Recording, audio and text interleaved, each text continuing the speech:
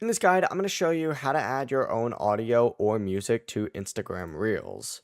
Before we get into this guide, make sure to like the video and subscribe to the channel with all notifications on. It really does help with the channel and it lets us know that you want more content like this.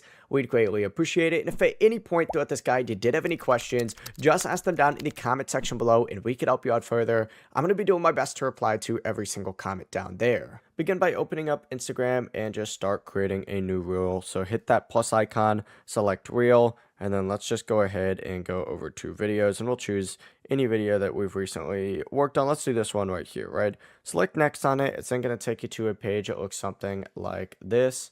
What you need to go ahead and do is go ahead and tap audio at the bottom, and that's just going to kind of look like a little music section, just like so.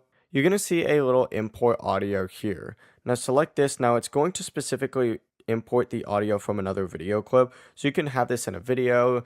You can edit a video using CapCut, so keep that in mind. It has to come from a video file. Let's go ahead and use audio from this video right here instead. You'll see it'll pop up with a slider. Go ahead and choose the part, and you can also swipe up to get a more specific part in here as well, as you can see, just like so.